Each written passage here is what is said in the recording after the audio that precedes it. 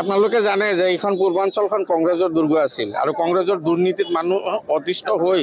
আজি আমাক আঁকোৱালি লৈছে সেইকাৰণে আমি জিকিবলৈ সক্ষম হৈছোঁ আমাৰ বিধায়ক আছে আমি NDA চৰকাৰৰ অংশীদাৰ আমাৰ চৰকাৰে উন্নয়নমূলক কাম কাজ কৰিছে সকলো ক্ষেত্ৰত ৰাইজ সন্তুষ্ট হৈছে হৈ আজি AGPক আঁকোৱালি লৈছে আৰু AGPক মানুহে ভোটদান কৰিছে ভোটদান কৰি আজি মোক জিকাই এইটো পৰ্যায়লৈ লৈ গৈছে আৰু আগন্তুক দিনত মই আশা ৰাখিছোঁ ভোমোৰাগুৰিবাসী ৰাইজক আজি আপোনালোকৰ এই চেনেলৰ জৰিয়তে শুভেচ্ছা দিলোঁ আৰু লগতে আপোনালোককো যিমান সাংবাদিক বন্ধুসকল আছে যিসকলে মোৰ বিগত দিনত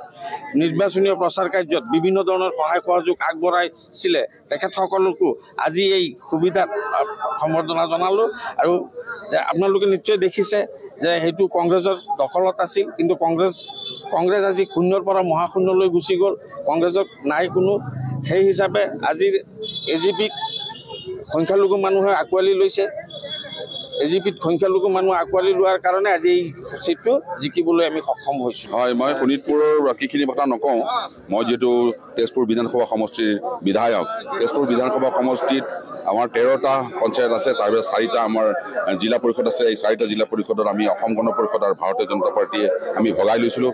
দুখনকৈ আসন আৰু দুখন আসনত ইতিমধ্যে ভাৰতীয় জনতা পাৰ্টিয়ে জয়লাভ কৰিছে আৰু এখনত আমাৰ মুন্মী বৰুৱা হলেশ্বৰ জিলা পৰিষদ জয়লাভ কৰিছে অসম গণ পৰিষদৰ আৰু আমাৰ চেলেঞ্জ আছিলে এই ভোমোৰাগুৰি চেলেঞ্জ এইকাৰণে আছিল যে ভোমোৰাগুৰিৰ বিগত দিনত যিমান নিৰ্বাচন গৈছে বিশেষকৈ পঞ্চায়ত নিৰ্বাচন এই পঞ্চায়ত নিৰ্বাচনত কংগ্ৰেছৰ বাহিৰে বেলেগ জয়লাভ কৰিব পৰা নাছিল আৰু এইবাৰ আমি চেলেঞ্জত লৈছোঁ ৰাইজে সহায় কৰিছে ৰাইজে আমাৰ মাজত আহিছে ৰাইজে সহায় কৰি আমাৰ